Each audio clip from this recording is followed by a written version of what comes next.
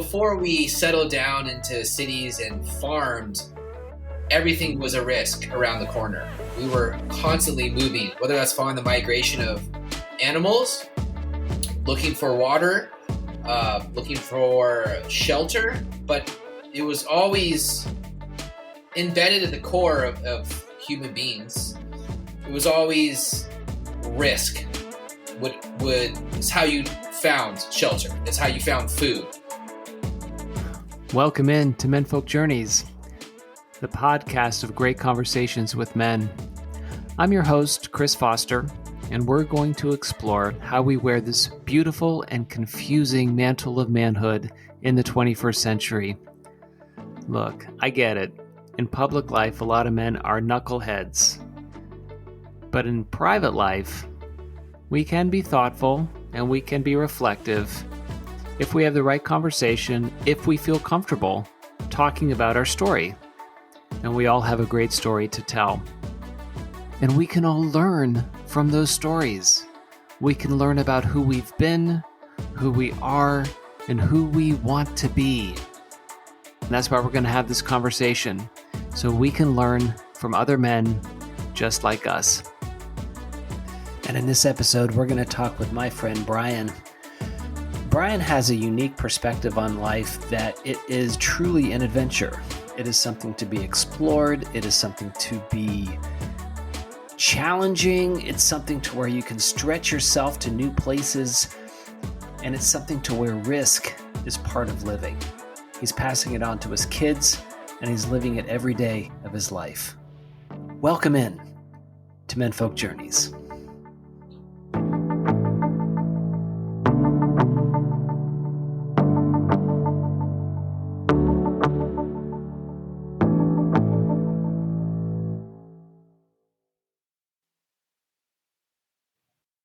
Well, all right. Well, Brian Kent, welcome in.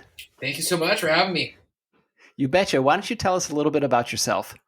Sure. So my name is Brian Kent, and I currently live in Encinitas. I am married. I have 3 sons. They are 16 months, 9, and 13.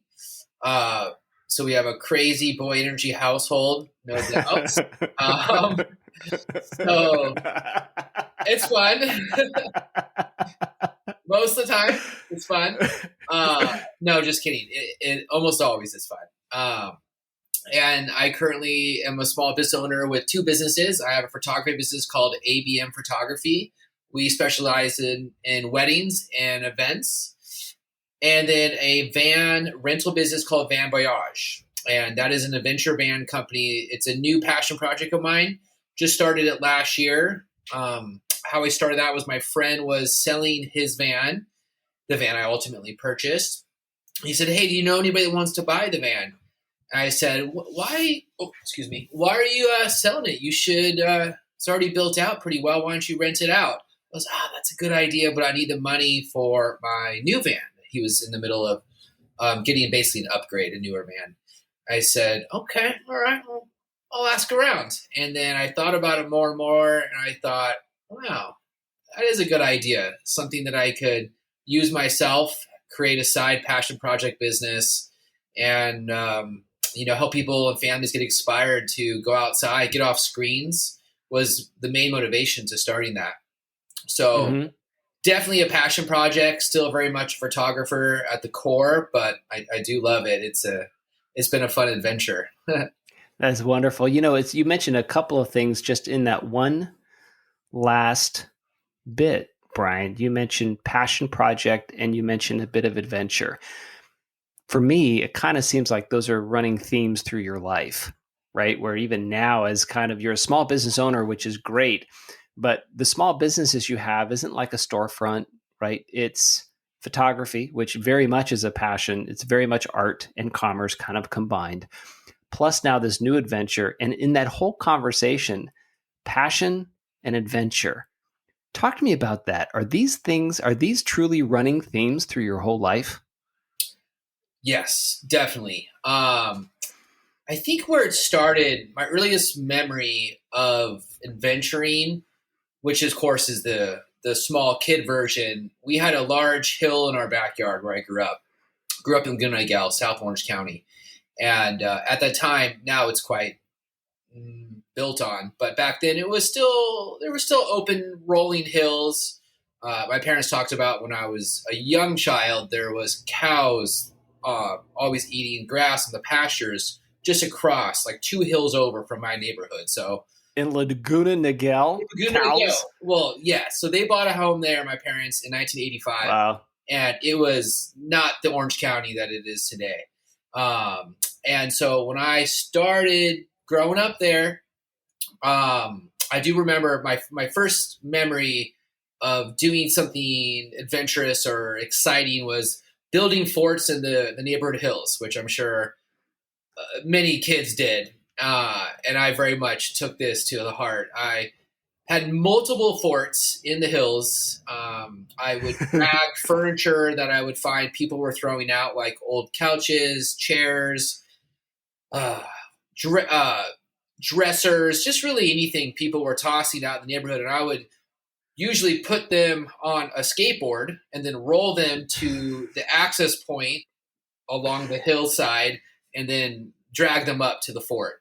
And I remember having, at one point, 6 or 7 forts scattered. And I loved it because it was like my first time where I could get away from the house and to create something, do my own thing, without my parents' direct supervision. But it was a perfect thing for myself at that time because I was still in the neighborhood. So it's not, I wasn't doing anything too crazy. My parents gave me full realm to go explore the hills.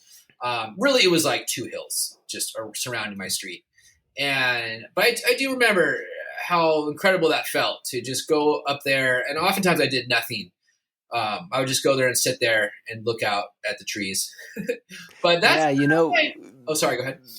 Well, I was going to say, it doesn't matter if you go out and do nothing. The fact that the operating word on that is you go out. Like you go out of the house. And yes. I like that idea where your parents were comfortable giving you the room to explore. Like you said, you could go explore and be without their supervision, but yet close to home. So there was kind of still a safety factor. But to me, though, I mean, the fact that you had multiple forts meant that I read that as like you weren't satisfied with just a single fort and you kept on wanting to explore different places in different forts, like to create something new after you've already created something. Like the thing you created wasn't enough. You had to go create something else. Yeah, exactly, Chris. I mean, I think if you have that spirit in you, you're not going to be happy to build that. You're not going to be finished after that first fort, right? Because you build the first fort, and you go, okay, that was cool. That was really fun. You're not done with fort building. Now you got to build another, and then a third, and so on. And so it just carries on. Hence, future entrepreneur, right? I mean, I what I love about what you just said, and this is something, that as we have these conversations, just for the audience knows, I've known Brian for a very long time, but we've never had a conversation like this. So this is the first I've heard of this, but it's such a great pattern and theme in your life that I just now see reflected in your adult life, where you go out and try something new on your own, independently, and you do that. And you're like, this was awesome. This was cool. What else can I do? What else can I try? Definitely. And I think that's so important as a father of 3 boys now, to try to encourage that from my sons. It is so easy these days to get stuck inside, to be on screens, to frankly not explore, not be adventurous. It definitely, with the world of the internet, and you hear about child predators, of course, the websites that popped up in the early aughts where you could see where the child predators were in your neighborhood. These are all things that it's ultimately good to have that knowledge. And I think that's better to have that than not. But of course it increases fear, and kids today, I don't think they're really exploring, not to the same fashion, for better and worse. They're probably safer for not, maybe. Depends on where you live. Depends on luck. It depends on a few things. But regardless of that, it's certainly a theme where I don't see my kids' friends doing the same level of adventurous things that myself and my friends did as a youth. So Yeah. not sure. When I was, I don't know. When I was younger, I had a bike, and before we had cars and stuff like that and could drive, I had a bike and I had the bus, and then I was out. We went exploring and on trails and things like that. And it's an interesting thing where, you are intentionally or unintentionally, but just because you're a dad, you are modeling to your sons every single day how to live a particular life. They might not want to live the life that you led, but you're modeling a lifestyle and a choice of lives. And when, especially with your entrepreneurial small business, but beyond that too, your physical adventures that you do personally, whether it's in the ocean with kayaking or with surfing or with paddleboarding or fishing or the like, you're showing them what it means to have an outdoor lifestyle. And for the audience who doesn't know this, Encinitas is a small coastal town north of San Diego, and for the most part, it's kind of right on the beach. It's a total beach culture, right? It's gotten extraordinarily expensive in the last decade, but prior to that, it was a true Southern California beach town. And it's a place where it's a magnet for people who want to just live a real ocean centric life and all the things in the ocean gives you, right? And I was thinking about what you just said, where a lot of your kids' friends might not be modeled an outdoor adventure and an outdoor life. So talk to me about how you're trying to intentionally model to your sons what the value is of getting outside and being an explorer. Certainly. Well, I learned a long time ago a lot of parenting lessons about trying to tell my children to do something or be something. It isn't pointless, but it's almost pointless. It really is, because you could tell them 100 times, don't lie, don't be mean to people. And if you just show them one thing to the contrary, such as maybe you're rude to a waitress for not a reasonable reason, or really there's no good reason essentially to be rude, but it negates all that. And so quickly learning that telling them one thing is not going to be as helpful as showing them. And so showing them is 99% of it, in my opinion, and it's also more powerful. I think we've all had that experience where we were talking to a friend, and I had just one experience where he was a good friend who was always doing crazy things, and he wouldn't post on social media. He didn't brag about it with a text. He just, when I would see him and we would get together, you would hear about something wild. And there's something kind of cool, like where he's not looking for adoration. He's not bragging. He's doing things. And then when we run into each other or we get together, you hear about it. There's something kind of special about that, because it's so easy to do something and then go straight to social media, brag about it. I'm not saying that is the sole reason that you would do that on social media. Sometimes it feels that way for certain people, but but there is something cool about when people are just doing it, not looking for any kind of cookie on a silver platter. No congratulations. Right. Just doing things. And then there's something about that. And so along the same line with parenting, it's just absolutely critical that you don't just tell your kids to do stuff. You have to show them. It's basically pointless if you tell your kids and you don't show them. Right. No, I think that's interesting where, you've got a 16-month all the way up to what you said, 11-year-old? 13-year-old. Right. And not only is that a huge difference, but what you're showing your 13-year-old and what he's receiving as input and what he's watching and learning and processing completely different than your child who's a year and a half, right?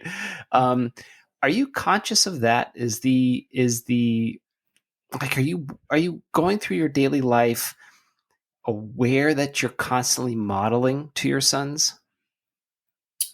Yes, it is front and center in my mind, definitely. Huh.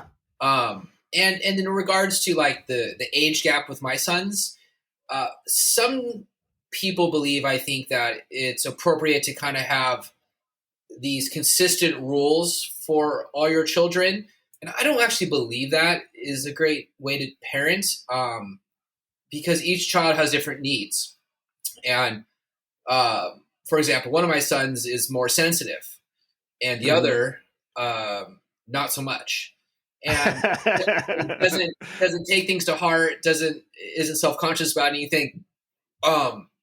He can take it on the chin quite well, where my other son is much more sensitive, slightly anxious, but not the same. And so I do treat them different. I think that based on each child's personality, just like with friends, just like how I treat my friends. If I have a sensitive friend, I might not say as a blunt of a comment about something that they did, where if I have another friend who I know could take things a little easier, I can maybe be a little more blunt. And so, you're constantly catering how do you interact with the world and people. And so I do the same thing with my kids. Sure. I definitely cater to what's really best for them and how I communicate with each of them, because it is quite different. Yeah. Have you always been aware of that, people and places, and been sensitive to other people's either moods or personalities and made those adjustments? The reason I ask is that it took me a long time to learn that. I was very much the interacting with people in the same way, regardless of where they were coming from. And sometimes rubbing people the wrong way, sometimes not. But it took me a while to really understand where they were. Sounds to me, though, that even in your talking, that was kind of an innate awareness you had, or was that something you had to build and be conscious of? Definitely not innate. I think when I was younger, I didn't think about that sort of a thing. And then I think it was my early 20s, I noticed a pattern. And it's funny, I call it a little bit of a superpower, but it gets me into trouble as much as it helps, where I would consider myself very easygoing and don't really get flustered or upset just about with anything. It takes somebody purposely going out of their way to do something hurtful or be hurtful to where I would be upset. Or if something is accidental, it doesn't it's water under the bridge. It doesn't make a big difference for me. And so I noticed, I think it was with roommates in college or shortly after. So basically early 20s, where I was on a different level of letting things go and being sort of chill about certain things. And it got me into trouble before I figured this out, because that golden rule, treat other people how you want to be treated, does not work for me. If I treated other people how I want to be treated, I'd have a lot of pissed off friends, because people have a different expectation of how they want to be treated. So again, thinking about like, well, how does that person want to be treated? What's the best way to communicate with them? So it takes more work because you have to customize your interactions, of course. But for me, I definitely felt like I was quite different as far as how loose or chill I was, where it wasn't going to work for me to interact with business associates, with clients, with friends, family, intimate relationships, etc. It wasn't right, because I might not care about something, but somebody else does. And so therefore, if they care about that, I should either not do something or do something based on like the preference of them. So I did learn quite early about that. Yeah, no, I like that. That's good awareness on your side. And I think, though, when you started to develop your professional photography career, I assume that has to play a role, because you do event and wedding photography. That's very intimate. Like that is an intimate wedding photography is an intimate moment. It's an intimate space. It's super personal, high stress for some folks, and a lot of different personalities and needs and wants and desires from the people that you're photographing. Is that something that you've learned that you really had to start paying attention to in terms of how people are feeling and how you interact with them? Yeah, I do think so. I mean, just like with friends and close relationships, you do interact with clients differently, and it's important to figure out early on and think about and just basically pay attention to how somebody likes to have their interactions, and that bleeds right over to the photography business and working with clients, because some people will want correspondence right away, other ones not so much, and it's so easy. You could just practice mirroring. A lot of psychologists will talk about sales and how when you're making a sale, to mirror the other person by your movements with hands, how your posture, even words you say.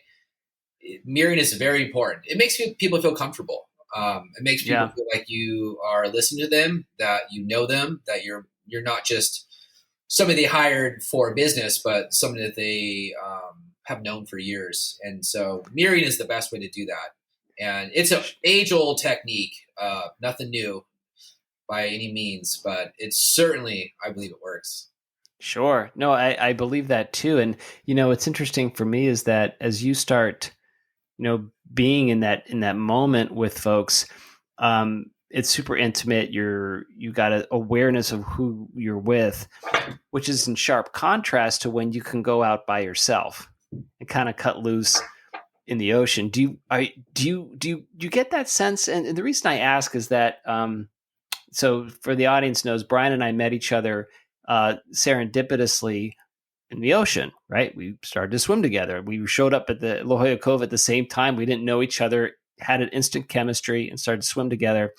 And there's there's a place where, a mental space where I go when I go into the ocean. I try not to actually think about things, and it's inherently, for me, a real selfish time, because I'm kind of putting everyone else out, right? I am not a dad anymore. Of course I'm still a father, but I'm not thinking about my fatherhood. I'm not thinking about my husbandhood or my sonhood or my work. And I'm really trying not to think about anything about that except for where I am and at that moment. And it's a very selfish exercise, Brian, but it's also very, I don't know, freeing. It's very, everything goes away. Do you feel that when you go out to have some of these, exploratory adventures, these solo adventures? Do you feel like you can, quote unquote, get back in touch with yourself, or at least release the outside world? Absolutely. But I have a problem with what you said.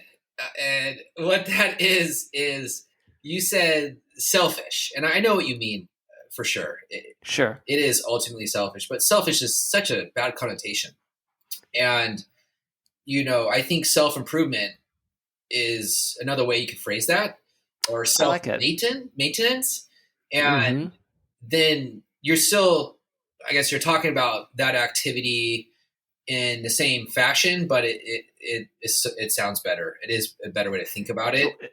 Interesting. You think it lands better? Like the word selfish has such negative connotations. Yeah, I think so. Interesting. There does become a point where I know in my life, certainly I was quote unquote selfish about it, where I kind of disregarded family requirements, relationship requirements. And I was obsessed with going on adventures, and always surrounded by the ocean, whether that's kayaking, swimming, surfing, back then. And today it's more fishing, surfing, stand-up paddleboarding. And so, yeah, so your original question was, am I able to separate myself when I'm doing those activities? Yeah. Yeah, and I think that's the goal of it. Mm-hmm. You look at Buddhist meditation. Swimming is probably the best example. Swimming is the closest thing to meditation that you could ever have, because separate from similar activity like cycling or running, which is certainly comparable to swimming, it's an activity you're doing the same motion over and over again, more or less. Mm-hmm. So there's a lot of similarities to those, but where they're quite different is you are literally with swimming, especially in the ocean when, let's say, it's murky, you can't see much. You're staring into a That's void. right. In La Jolla shores, when the visibility is terrible because wind or swells churned up the sand and sediments, you can't see more than 5-10 feet, and even on a good day, it's not great, right? It's not Hawaii, it's not Fiji, and so you're in a zone where you're focused on doing the same activity, and then the breath of swimming is so huge. Look at all meditation; it has to do with breath control. Swimming is hugely breath control. So I think it's important that people do some sort of activity like that, and that you're able to take a mental break. And the great thing about the ocean is you can't bring your phone. You could try to bring personal problems, and sometimes you do, but they're easy to set aside for the moment. Activities like surfing in particular, when you're paddling for a wave and you're about to stand up, it is literally impossible to think of anything else. I've tried it. I've thought, okay, I'm going to think about something, friends, work, home life.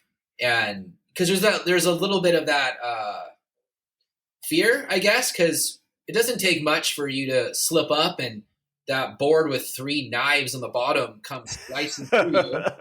Right. It doesn't happen often, and it is avoidable even when you do fall. But there's still a board with a pointed nose with 3 knives at the bottom, or 4, that could always get you. And so you're fully in the moment when you're surfing, when you're paddling for a wave. You cannot think about anything else. It's literally impossible. Yeah, it's a funny thing you said that. A couple things you mentioned about the focus of the time and earlier kind of being obsessed, right? You get this obsession about being in the ocean. The only time that I have felt kind of this pull of addiction is when I surf. Because there's a moment, like you said, where you catch this wave and you're on a board and you feel the wave swell behind you. It pushes you up and you get into position, and truly there's nothing else happening in your whole world except for that. And then you hit the wave, and as soon as the wave is done, the only thing you want to do is get another wave. That's it. It's like this. It's really as powerful endorphin addiction. You're like, oh my God, I need to do that again, because the sensation is so crazy. And so I like that you said that, because it gives. I think it gives context, because one of the things that I also love about it, and truly when you're in the ocean, you're in wilderness. It's not like you're in a pool. It's not 2 to 3 feet deep. I mean, there's risk, right? There's physical risk. Tell me about that. Tell me about your sense of adventure and the necessary risk that you have to have with it. Well, I don't think you have adventure without risk. They come hand in hand. There is a way to mitigate the risk, and how you do that is by preparation and training. Mm-hmm. But truly, I'm trying to think of a real life example of something truly adventurous that has zero risk. Off the cuff, I can't think of it. I can't think of it. I don't know if it exists. I really don't. So what's the benefit of risk? What do you think the upside of risk is? Well, okay. So have you heard of Type 2 and Type 1 fun? Have you heard of that? No, I have not. Okay, so Type 1 fun is you're gonna love this. I'm loving it already. Type 1 fun is similar to a roller coaster. So you get on it, you go fast, go back and forth and dive and fall, and then you get off the roller coaster and you say to yourself, well, wasn't that fun? And everybody would agree, yeah. Well, unless they got sick or truly scared. But most people would say, even if you're scared before going on a roller coaster, most people get off of it and go, well, that was fun. But do you think back a year from that moment and reminisce about how much fun you had on that roller coaster? Do most people? What do you think? I would say no. Yeah, no. But so there's type 2 fun. And this is going to wrap right into what you had just mentioned. And so type 2 fun generally is fun, or generally is a situation that you do not have fun in the moment, but you think back in the future a year from that and go, we got to do that again. But in the moment, you're scared, you're fearful, or you're anxious about something going wrong. And in type 2 fun, that's the real fun for me. Yeah. Not to say I don't like the occasional roller coaster. In fact, I don't know the last time I've been on one, to be honest. But if somebody... No, but I like what you just talked about, where you said type 2 is the fun for you, where there's a bit of risk. There's a book that I just finished reading called The 12 Rules for Living, An Antidote to Chaos by Jordan Peterson. And one of and he has these 12 rules. You guys can Google it. But one of them is the skateboarding one, right? Absolutely. Yeah, Don't bother the boys when they're skateboarding. Mm-hmm. Right. And he tells a story about these kids who are skateboarding on these railings and the like. And, you see kids do this all the time, but there's an element of risk that is part and parcel of that, especially if you're not wearing helmets or gear or pads. I mean, I remember skateboarding. I didn't have all the armor that kids are wearing now when they're skateboarding, which is fine. I get it, right? Because you want to help, protect kids. But because of that, and because of that risk factor, I think, and it's a theory I can't prove, maybe someone else has, I think having some kind of physical risk does good things for your brain. I think that human beings, we've been kind of in the same state, let's call it 1 million years. Our brains are about the same as they have been for maybe 100,000 years.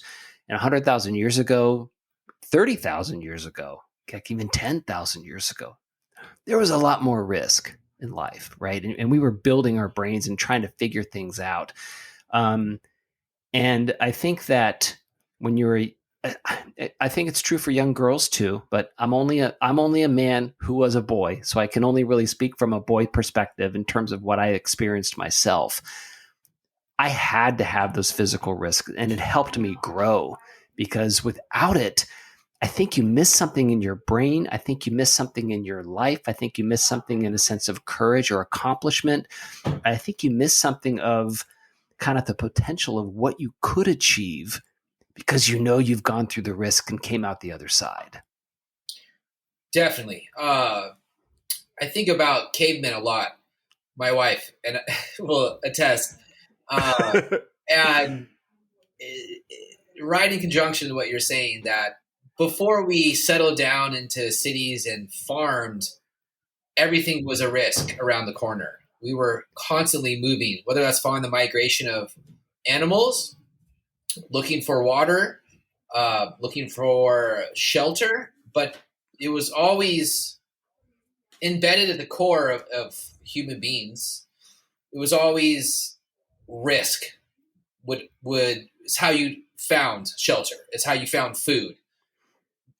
Prior to farming, once you start farming and settle down, then you do have quite a bit of reduced risk, because now you could grow food. Right. You could keep animals and grow them. Then now you could slaughter them, and then now you have meat. And so that farming and settling down into cities changed everything. But that is just a fraction of our history. I mean, our brains are designed and built for well before that.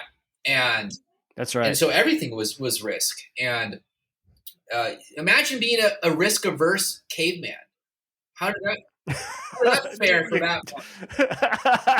You know, like imagine a caveman that wakes I up in the love it. morning, pokes his head out of the cave. Nah, what's going out there? I think it's too dangerous. You didn't have that. I mean, We'll be right back.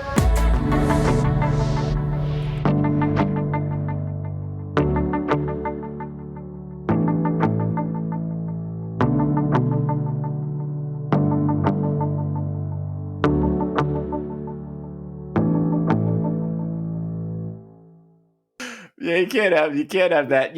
I love what you said because, a wonderful. I thought it was a wonderful book. Is called *Sapiens*, and yes. And in it he talks about the agricultural revolution, and he said, just imagine who the greatest beneficiary from a species perspective from the agricultural revolution actually was wheat. Wheat was all about it. Wheat was like, oh, this is awesome. These stupid people are bending over 10 hours a day, cultivating me, making sure that I'm protected, keeping pests away from me. Thanks, you stupid human. I'm thriving. Right. And so there's a lot less risk when you're cultivating wheat than there is if you're, in a, hunter gathering mode, right? Where you're trying to figure out, where the next meal is coming from, kind of moving along. And also the fact of hunting. I mean, you imagine the risk that you take when you and 2 or 3 other people are facing a woolly mammoth and all you got are spears. That's what you got. That's risk. But the tribe survival depends on you, having the courage to go through that risk. And I think that, what you talked about at the very beginning of our conversation, about Van Voyage, where, getting people outside, getting them off their screens. And yeah, there's, different kind of risk with your screens, but there's no physical risk. I have to believe that physical risk is something that's innate to the human development, a person's development, right? So what are you showing your sons about appropriate risk? Before I answer that, I got to say, this is how much we are on the same page, you and I, Chris. Uh-huh. So you mentioned 2 books. I've read them both. Awesome. And before I carry on with answering that question, a great book in line with those 2 is a book called Comfort Crisis. Have you heard of this? I haven't. It's called Comfort Crisis? Comfort Crisis. I love it. I don't remember the author. I could look it up, or I'll put it in the show notes. It's fine. Comfort Crisis. Awesome. Comfort Crisis. And that talks all about what we just had talked about, in regards to we as a species are just too comfortable, and that is a problem. And in conjunction with you're saying how important risk is to our children, to ourselves. He says in the book, it's very important to, from time to time, do an adventure that you are not sure you could accomplish. So he doesn't emphasize in his book so much the risk aspect. He emphasizes more the challenge aspect, which I guess you could say the risk of not completing a challenge is humiliation, regret. I don't know how how your friends think about you. Who knows? But so he believes, Comfort Crisis, that it's important to, from time to time, attempt a challenge that's within your realm of completion, but it's not 100% given.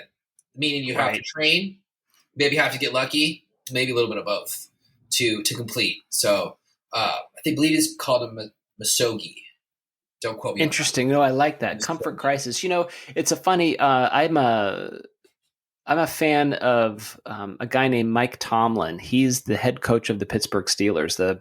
I grew up watching the Steelers, and so I like this guy a lot. Actually, I think he's very authentic and he's very much himself. But one of the things he taught, because he's been the coach there forever. and he keeps going year after year. And one of the things he says to himself and his team is, at this stage still in his professional life, he seeks discomfort. He runs towards discomfort, right? Instead of running away from it. Yeah. And I think that's a really interesting mindset just as a human, right? As a person, where, seeking the unknown, seeking that exploration. It seems to me, Brian, that you had that kind of in your core DNA. I mean, you were making forts like on the hillside, like unknown.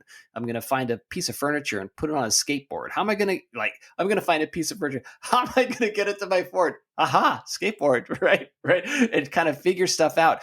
Being a professional, photographer as a small business, man, that's a risk. There's no not risk about that, right? I mean, if someone's getting ready to start their careers and they're like, what are you going to be? I'm going to be a professional photographer. It's like, that's a pretty risky career, bro. But you got into it. You're extremely successful. You're very good at it. And even now, later in life, starting Van Voyage, it's a risk. So let me get back then. What are you teaching your kids about risk? Well, first thing I'd like to say is risk is all relative, because you can look at surfers, Laird Hamilton riding giant jaws, and if you don't know his training and his experience level and ability level, you could say that's extremely risky. That's too much risk. Or Alex Honnold, free soling. Right. Downsides. You could say you could easily climb with the rope, but you choose to climb with no rope. That is risky.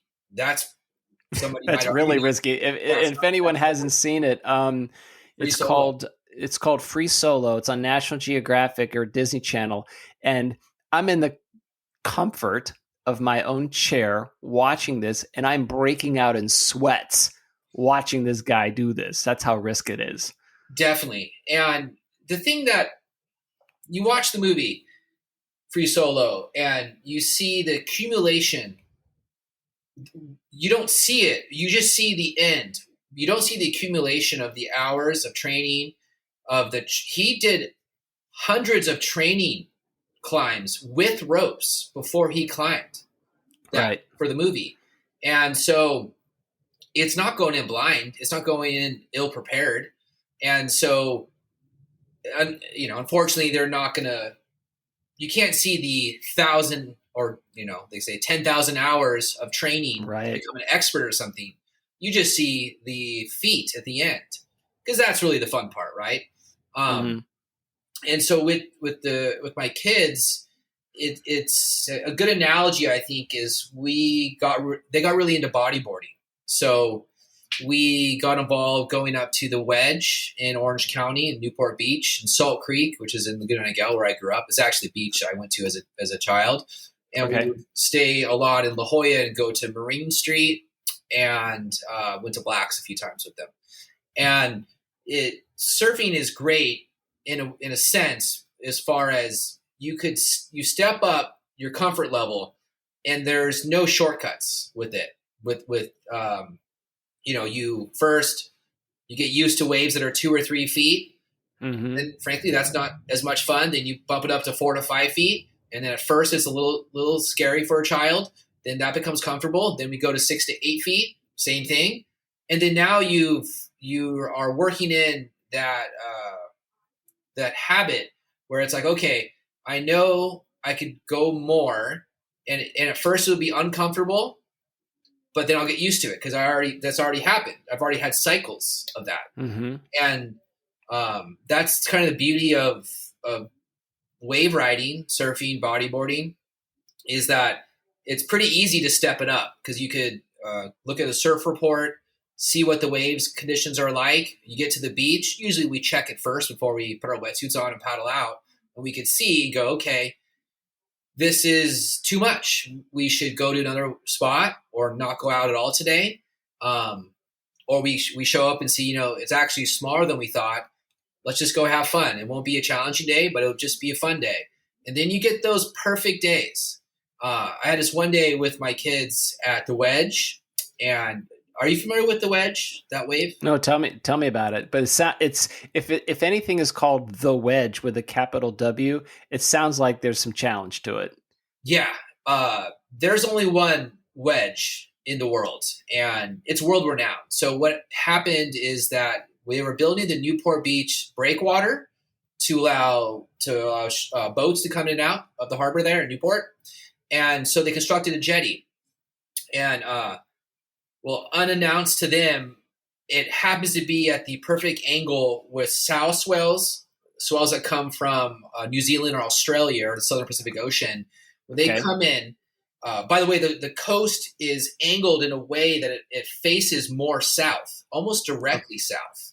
Okay. So meaning that when you have a south swell and the coast is shaped this way, it slams right into it. It's perpendicular like a T. Yeah, as opposed to where the coast is like this and a south swell comes up and you get some energy, but it's not. But it's parallel, but it's not perpendicular. Right. Exactly. So the coast already faces a really optimum direction for south swells. Then what they did when they built the breakwater, and they didn't plan this, it was completely happenstance, but it created a scenario where at a certain wave period, a wave period is the time between swells. On an average swell, it's anywhere between 14 and let's say 20 seconds.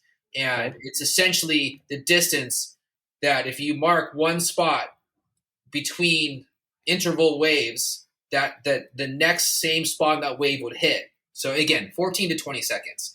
Bigger swells, bigger waves are longer periods. So like 18 to 20 seconds is typical. But at a certain period, on these south swells coming from the Southern Pacific Ocean, they have a scenario where the first wave will come in and break and hit the jetty, and then that energy refracts off and back towards the next one, and that's where you get the combination. The wedge. So then you have a refracted energy, the standard energy, and again, the coast is shaped that south swell really slams into that part of the coast.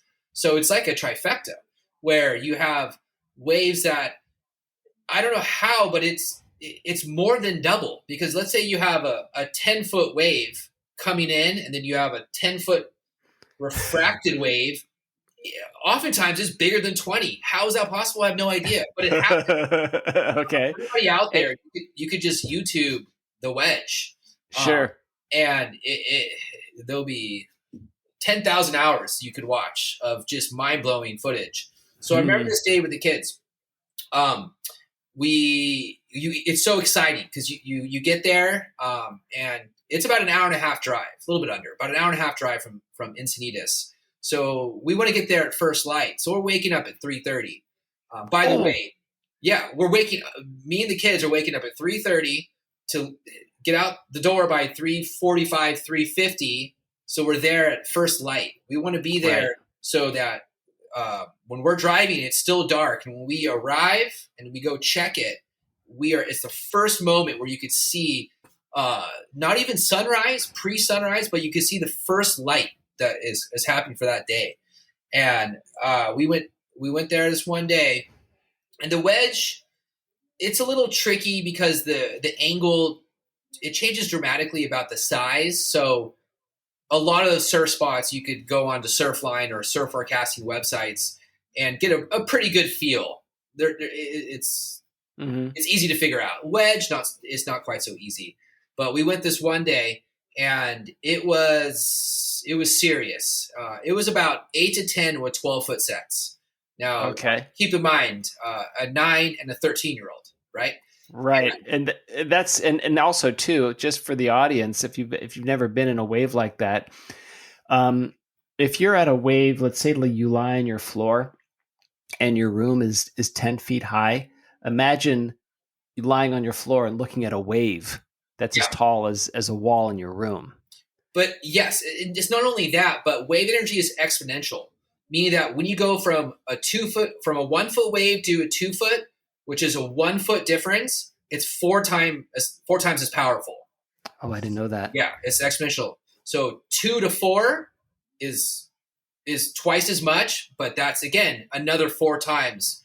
So Right. then you do the math upwards. So a 10-foot wave is just exponentially stronger, and then the wedge, in addition, is a shore break wave, so it's breaking straight on sand. There is almost no water at all. It's there are a lot of ways that the wedge that if the barrel folds over and you get You're on stuck on the ground. sand. You're riding the wave and you just get planted on the sand and then it crashes over you. Uh, So it's gnarly. I don't know how else to say it. It's like a gnarly situation between the refraction, the doubling to tripling of the wave, the fact the coast is angled that particular way. And then I have a 9-year-old and a 13-year-old. And That's awesome. We're going for it. And this day was a little too much for my 9-year-old, but the 13-year-old that day, so they were always really excited. So I helped them to get ready. I help them get their suits on. Sometimes we get the GoPro going. So I get them situated and then let them go out, and then I change into my wetsuit. So I follow them. And I was about to say this, I didn't mention this. You get there and you park, right? Remember, it's like dark or first light. Right. You could hear it, the thundering, because it's breaking right on shore. So it's you can't see it because there's a little sand hill, but you can hear it. And it sounds like thunder. On this day it was the second largest day that we were around the wedge, and the first time we were there at that size, the kids were younger and we didn't even do it. We went down the beach. It was not doable where there was no refraction. It was still a crazy wave, but it wasn't that refraction that was doubling everything. So you pull up and it's dark and you just hear a thunder. And so you're getting excited, but you're also getting nervous. Kind of goes back to the comfort crisis situation. Right. And that little bit of fear is so good. And so anyway, I get the kids ready to go. They make on their way. And I get my wetsuit on, and I go meet them. I'm walking over the hill, and I see this wave coming up. And my 13-year-old is in a spot where he's in the right spot, and it was a spot where you could decide to go for it or back off and wait for the next one or a different one. And I had this exact thought in my head. I go, there's no way he's going to go for this. No way. It was probably 12 foot. Almost dry sand. It's barely light. I mean, it's always a little bit more uncomfortable. In the daytime at noon where you can see everything, there's lots of people. Yeah. You feel a little more comfortable. But this is like nobody's out. It's just us, barely light out. 12-footer comes in, refraction, everything. I think to myself, there's no way he's going to go. What's he do? Turns around and goes. One of the biggest waves I've ever seen him take. And I go, oh, it is on today. Like, I'm like, yes. I'm like, this is the day. Like, here's a day that is the perfect pushing the limits but within limits, just like that Musogi thing where you're not sure if you could do it, but it could be in the realm of your possibility, but it's going to be way outside your comfort level. But it was one of those days. It definitely was too much for the younger child, but the 13-year-old, it's on. And you know what? He'll never forget that. Oh yeah. So his I was life. I was like, get the GoPro. Like if this is happening, go get it. I gotta get after it. This. So I'm like, I'm not going to get out there on my board. I'm going to go film. So sure enough, I just filmed them, and they got some crazy waves. It was so much fun, and so. I guess this just rolls into and ties back to your question. Like, how do you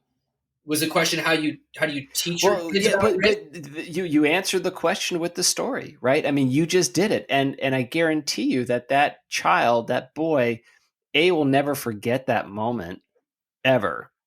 But B, creates a confidence that wasn't there before. That can translate to lots of places in life, right? I had a funny, risky moment in the ocean one time, and you'll know this situation, Brian, but for the audience, in La Jolla Cove, there's a place called the cove itself is kind of in like a circle or kind of a cul-de-sac almost, and the waves come through and like, not to the extent that the wedge, but it hits the rocks and then falls back. So there's a wave that hits it, and then as it falls back, if there's another big wave coming in, it hits that again. So it kind of goes back and forth. They call it the hole. And it can be very dangerous. And so one day I went down, and there was a class there. They didn't go swimming, and the waves were pretty large, 15 plus. I mean, for the cove, that's a really big swell. And I was a bit of a numbnuts. And at the time I was like, oh, I really want to go. I look back and say, man, that was really stupid. But at the same time, Brian, I look back and I was like, I really wanted to try it. Like I was like, can I do this? So I swam out, and I didn't have any fins at the time, but I swam out to the quarter-mile buoy, and the swells came in because there was a break, and I'm like, okay, I guess the swells are done. But then a whole new set started to come in, and these were very large waves. And when you're out in the middle of the ocean or the cove, you go up and down on these big waves. And I was like, oh man, this is actually really dangerous. And I could swim all the way across to what they call the shores, and I was seeing the waves actually, they were huge and they were breaking. I was like, oh man, that would be a drag. Or I can make a run for it, and I could run back into the cove. So I and I was feeling nervous, and my heart was racing a bit, and I swam towards it, and I thought that I had a pocket of time where the set wasn't coming in. So I blasted into the cove, but then a set came in, and it was so large that it carried me over to where the hole is, and it crashed me down. And I was in a what they call a sleeveless suit. So it was cold, but I was going to be fine from a temperature perspective. But I hit it underwater. You hit rock? Well, no, I didn't hit the rock, but I got hit by the wave, and I got pushed down, and I had to swim against the rock. So I'm in a situation where I'm facing the waves and my back is to the rock.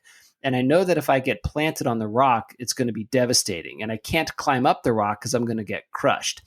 And so I had this situation where I had to dive under because the wave would come crashing down. So you have to dive deep and under that wave so you don't get pushed to the rock. And then I came up, took a couple of breaths, and another big wave would come in. And I did this for a while. And I was thinking, this is how people die. This is exactly how people drown at the cove. And all I could do was tell myself to calm down, that my suit was keeping me warm. I had to and I was strong enough to swim underneath these waves. And I just had to find the right spot when the waves would stop. Finally, the wave had a break, and I made a sprint into the cove. And when I landed, I had never been more exhausted physically in my whole life. Like my whole life. Everything I had was spent sprinting into the cove.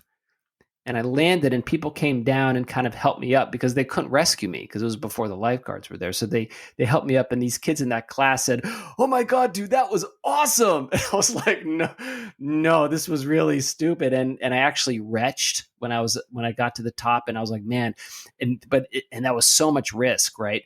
And it's an interesting thing because if I hadn't had years of swimming, it would have actually been perilous for me. I actually could have died.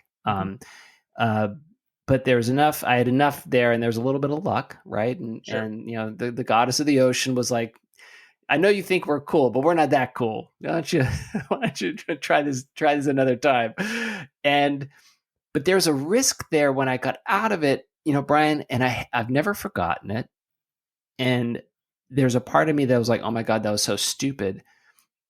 But at the same time, there's a part of me where I'm kind of proud of myself for getting through it and for calming myself down and being calm in the moment so that the adrenaline didn't, build up too much lactic acid so I couldn't actually swim, and that I panicked, right? I didn't panic. Mm-hmm. And so there's the sense of, chiding myself for being so foolish, mixed with pride for not panicking at that risky moment.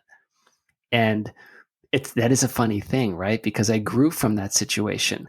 And you actually, I remember you rescued somebody who was in that situation, right? You went out and put yourself at risk to rescue someone in the hole. That's true. Yeah. Do you remember the story? Well, I do, but you need to tell it to the audience. So we were doing our regular morning swim, as we did a couple days a week. And it wasn't nearly the swell that you're describing that you dealt with, but it was, I would say, a moderate swell that day. And it was a higher tide, I remember. So in that area, the waves will come up and slam and actually break right on the bottom of the cliff's edge. Right. And there was a situation with a scuba diver who I don't know the details, but he either had a situation with his equipment or maybe it was a mental thing where he panicked. But he came up and was not doing well. And so he was in a position where he couldn't be for very long. He was at the bottom of the cliff on like a little ledge sticking out. And he was on the rocks? He was on the rocks, yeah. Oh. Yeah. And luckily he got up there in between sets because, as you know, there can be quite a bit of time between sets. I mean, right.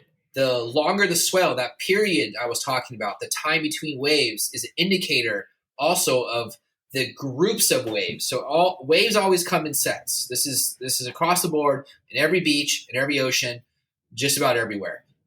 So there's different groupings of waves, and they're spaced out depending on the period and size of swell and the location of where the swell originated compared to where the swell is ending or the beach is ending, the waves are breaking. So, and it can be quite large. Especially those south swells that we talked about with the wedge, they could be upwards of 15 to 20 minutes where there's no waves. It could be 20 Correct. foot, but nothing for 15 minutes. So it's deceiving, right? It's that's what happened to me. It was deceiving. Yeah, it could be tricky, right? And so he was up there, and the good thing about the ocean, it's unpredictably predictable. So you know that there's a break, but you know it's not going to last. And he was up there, and I was basically kind of like holding him, making sure I was right next to him on the water, but next to him. I said, "Okay." I'm like, "How you doing?" He wasn't doing well. And I think it went down where I was like, "Okay, you got to get off the rocks now.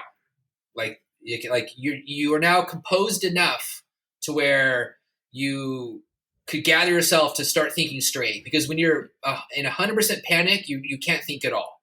It doesn't matter what I'm saying or somebody else is saying. So then now his panic went from 100% panic to maybe down to 80%. And there was he still had his weight belt on. And I'm like, first thing, take your weight belt off. Like, we're getting rid of that thing right away. So we were with Dave Smith. Remember Dave Smith? Sure do. Myself and Dave. And so I grabbed the weight belt. I handed it to Dave.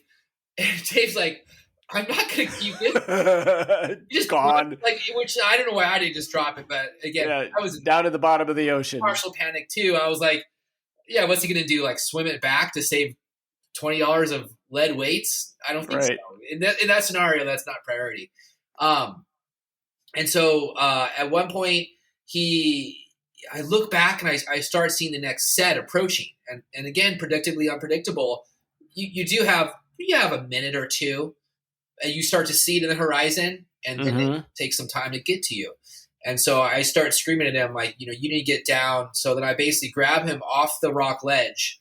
I'm like, he was on the higher part. I said, "Get down here." And then he climbed down like one little ledge, and I was able to grab him and then push him off, and then so as the swell came in, just similar to what you did, push off the rocks underwater and then get under and get away, because that energy will carry you right in, and then you'll hit your head. And his original position where he was up on the rocks, he was in a position where it was terrible. It would, if a wave had broken, he would have hit the wave, slammed back, without a doubt, hitting his head, with no doubt. At least in the water, I'd much rather be in the water and hit rock or reef underwater, because the speed that you're moving underwater is like 7 times slower than in the air, because it's a thicker medium, right? And so even if you hit a reef or rock underwater fairly hard, it's nothing compared to being out in the open in air and having a wave smack you. It would have killed him. Certainly, like serious damage. Yeah. Possibly death. I ended up winning an award. What was that? It was like Citizen. That's awesome. Good for you. La Jolla Citizens Award. I don't even remember. It was something like that. I won an award. That's great. Well deserved. I don't know. I love it, because I think that, there's an upside of risk. There is an upside of risk. And I guess one of the final question that I'll ask is that, you do these adventures, you've always done these small adventures. Do you consider your whole life as an adventure? Like, is this how you look at your life? Is that this is an adventure and I don't quite know where I'm going, but I do know certain things, but I don't know a lot. And I'm just going to kind of move ahead in this space of kind of controlled risk? Yeah, I do think so. I mean, like we're all just a few decisions away from complete catastrophe or great success. And I mean, literally you could have a bad luck run of a few different things, and things to go from going decent in your life to not good at all. And vice versa. And so definitely life is an adventure. Most people don't entirely know what they're doing, and that's okay. It's kind of living in that uncertainty where you're making the best of decisions that are in front of you, and certainly being prepared, being equipped to handle situations will put you in a better position. That's why they say with luck, it's luck exists. Some people do get unlucky and other people do get lucky, but most of the time it's just taking advantage of a situation. And even though you might be lucky to have that opportunity, if you weren't prepared to take advantage, which some people are not prepared, nothing comes from it. Right. And same thing for the unlucky scenarios. And so we're not that many decisions away from big problems to great successes in life. And so it is completely an adventure. And any mistakes I have made and am making and will make in the future, if you think of them all as a learning experience, it takes the edge off in a major way. Right. As opposed to think about like when you were younger. Chris, did you ever feel like something happened, like you made a decision that was poor, or you were unlucky in a scenario, and then you thought it was the end of your existence in your world? Totally. Totally. You think it's either a career ender or a life ender, or, and then, a strange thing happens when you start living the next day and the next week and the next month and the next year, that you keep going. Nothing is as bad a week, month, a year after something bad happens. That's right. I think that with that knowledge at hand, where if you keep that front and center in your head, life is a learning experience, and you will make mistakes. And the important thing is whether you learn from the mistakes or not. Right. Because mistakes will happen. Bad luck. Maybe you weren't prepared in one aspect of your life and you didn't take advantage. Well, what happens next time? Are you going to prepare? Are you going to take advantage? Are you going to put yourself in a situation, maybe surround yourself with people that aren't good for you? And if you did that once or twice and something bad happened, stop doing that. Quit those people, quit that job you hate, have a backup plan. So don't be reckless. I mean, and that's kind of the difference. Like you want to make sure you're prepared, even if you're making a big decision, like ending a relationship or ending a job or switching careers. you don't want to just quit that job without a backup plan. That's reckless, especially if you have a family. I mean, it's basically not acceptable to do something like that, in my opinion. So if you don't have some sort of a backup plan, you're really putting you and your family's life in danger as far as providing for them. And but I like that idea because there's the tremendous upside of risk, but with that is the preparation to handle the risk and to handle the risk. Right. Well, like manage the risk. Your example with your swimming story, you probably would not have gone out if you weren't a skilled swimmer, right? Definitely not. Okay. So you put the work in, right? You put all those hours up until that moment. Call it training, I guess is the best. You know what? I love that, Brian. I'm so grateful that you said that because I actually, you're right. Without even knowing it, I trained for that moment. Yeah, exactly. To get through that moment. So that's interesting. So those kids on the beach that were like, "Oh, what do they say? Oh, that's so. Oh, that was awesome. That's crazy. That was so badass. That was awesome." And I was like, "Oh my god, that was great. That was insane. I can't believe I did that." But you're right. Without even knowing it, I trained. That's right. I had trained for that. They saw that feat, and not to take anything away from that, I think it adds to it. I mean, I could tell you personally when I've trained for different adventures or endurance challenges, training for me is the best part, especially at the end of training when you're getting close to the challenge or the adventure, and you know it's around the corner. But I've noticed a number of times where I've trained for an endurance challenge, the act of doing it, in some ways it's satisfying, but it's like a brief moment. Like, I don't know, I could think of when I did a paddleboard race down the Nepali coast in Kauai. Do you know the Nepali coast on the north? I don't. Yeah, so it's on the northwest coast of Kauai. Now, if you look at the Hawaiian island chains, Kauai is the second most northern island. Okay. And this particular, the northwest coast of Kauai, is completely wide open to just massive swells and energy of the Pacific Ocean. The northwest coast of Oahu is where you find Pipeline, Waimea, Sunset Beach, Rocky Point, all the famous surf spots that you've ever heard about. That's Oahu. That's a different island, but that's the northwest coast. So it's the same coast on an island that's even further exposed, more exposed. Oh, wow. Than Oahu. There aren't quite those legendary surf spots that Oahu has, but the idea I'm trying to express is the exposure to swell and wind is really intense. And so I did a prone paddleboard race.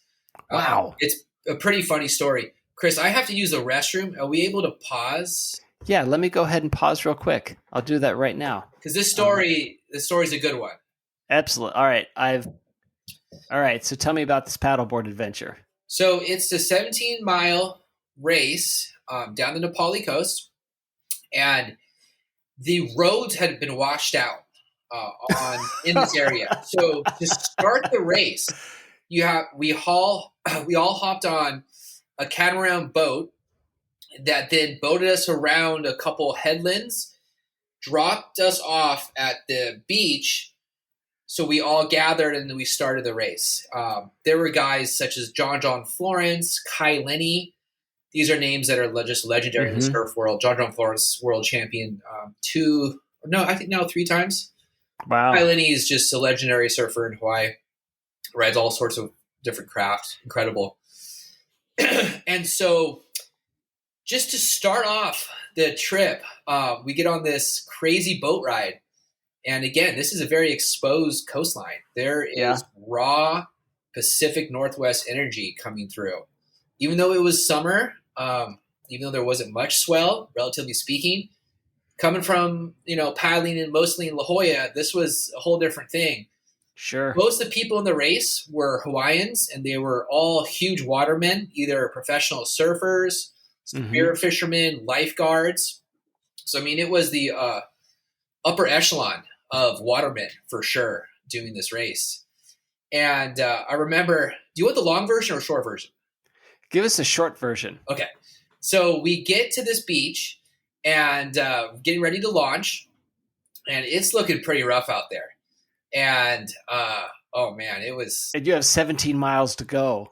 Yeah, I mean, before we started, the race was 17 miles. Before you even start. Yeah.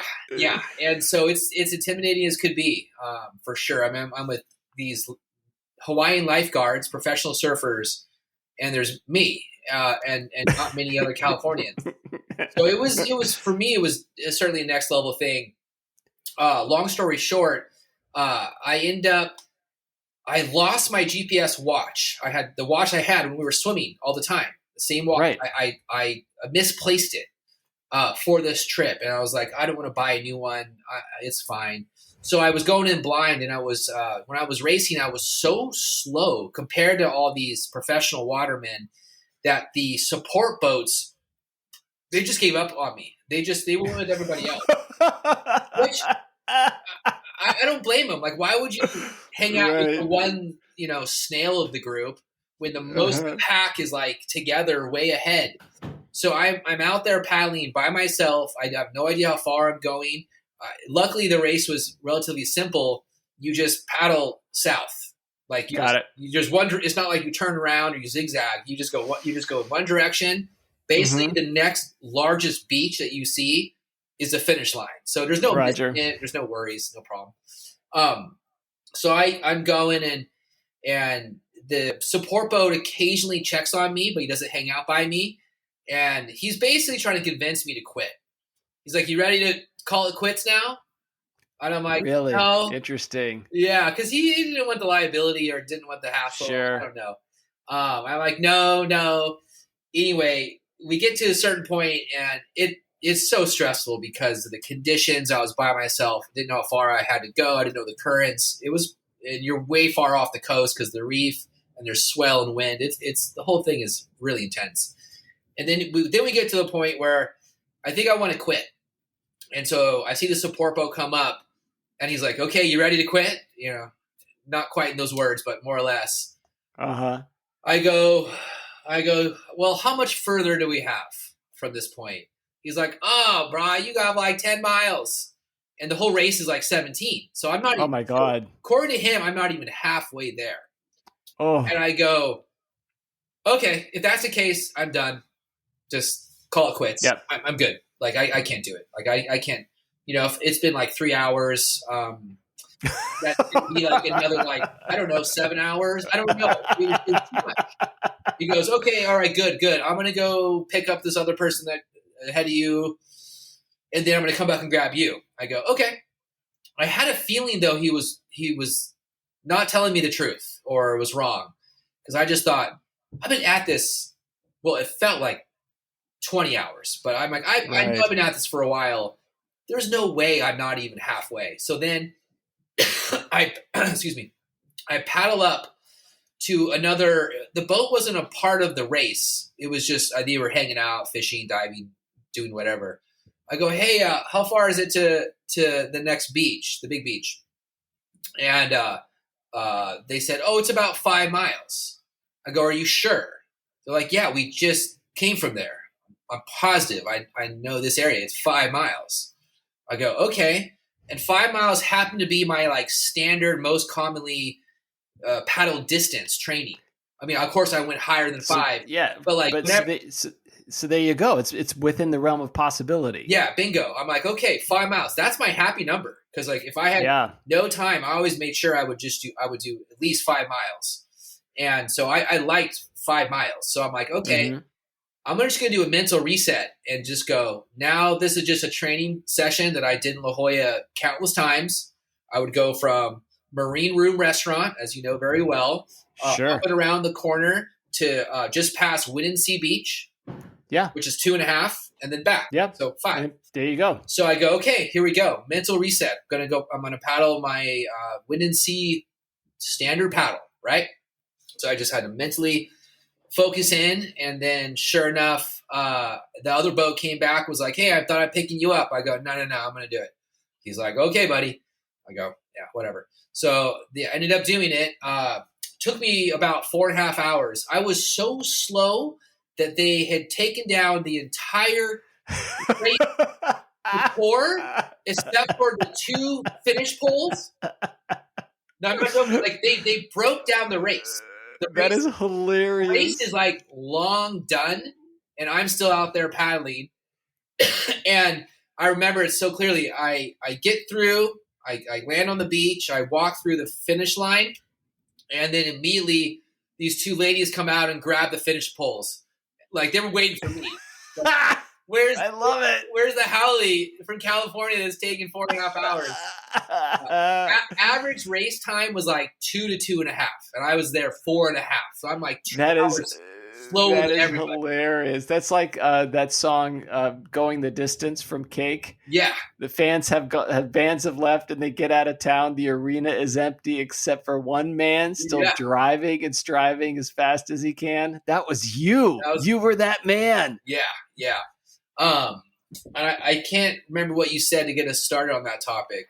What was no? What I love that the story though. I mean, to me, you put yourself in these manageable, risky situations, and I don't know. I think it's part of your life. I also think too that spirit of living absolutely is going to carry down to your sons in some way, form, or fashion, right? Whatever they choose to do, they will feel comfortable with risk in a way that moves their life forward because of what you modeled. Yeah, I hope so. I think it's awesome. Yeah, I'm sure of it. All right, so I've got one final question for you, Brian. Who is someone that you know that I don't know that I should meet? Do you mean for a podcast? For a podcast, or just some guy that you think I should meet that I don't know?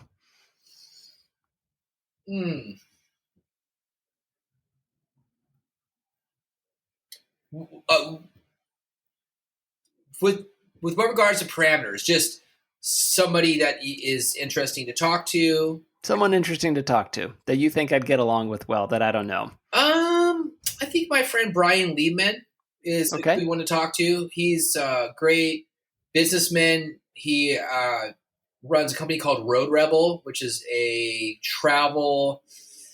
company that helps group travel. So, I'm familiar with Road Rebel. Actually, I am, because one of my good friends, Kevin Fahey, his wife works for Road Rebel. Oh, okay. There you go. So Brian Lehman is the owner of that company. Oh, wow. Yeah, and he started another company called Bermuda Club, which is a work co-op. It's in Carlsbad, close to my house. And it's a cool idea. It's basically a place for people that want to have a home away from home or a work office away from home. It's there's a group office in the middle, like a bullpen kind of style. It's very centric around golf sim. So I'm not much of a golfer myself. I probably won't ever do that. But there's also sauna, jacuzzi, hot tub, gym, and like a little kind of speakeasy bar. And it's a great facility. He's a good guy. He's one of the few people that stays really level-headed in life, I would say, where he's not freaking out about things politically, socially, really anything. And also a fellow entrepreneur. Another businessman. Yep. Yeah. Interesting. So I would say he's a good one. Yeah. That'd be great. I'd love to meet him. Well, Brian, this has been marvelous. I really thank you so much for taking the time. I've been, wanting to have this conversation with you so you could share your unique and life perspective that we can all learn from. So you're wonderful. Thank you so much, and blessings to your family. Thank you, Chris. You're great too. All right. Have a great evening. Yeah, take care. Okay. Bye-bye. Bye.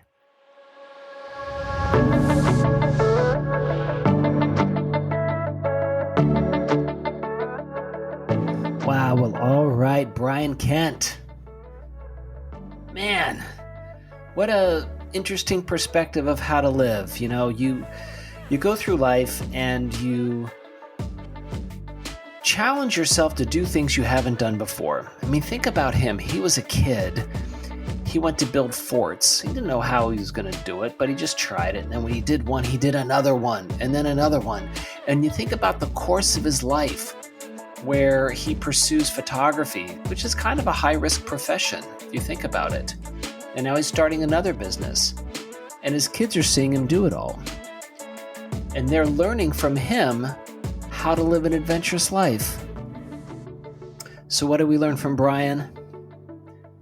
I don't know. I think I learned from Brian that there is an upside to risk. That there is a way in which life is not only more promising in terms of what you could accomplish, perhaps more fulfilling when you actually accomplish the things that you set out to do, even and maybe especially if it is risky. If you put yourself out there in a place of uncertainty and doubt, trust yourself to get through it, and you get through it, man, how could you not feel better about yourself? And it's interesting, it's primal. You talked about it way back when. There's a risk to leave the cave. Are you risking? What is your appetite for risk? Does it change when you get older? Does it change when you have kids? Usually does. So these are the types of things that you want to think about. What is your appetite for risk? And what is the upside to those risks? Well, I hope you enjoyed this conversation. I hope you join me. Visit menfolkjourneys.com, book a conversation. I'd love to see how you can tell your story to help us all. Word bid Falarid.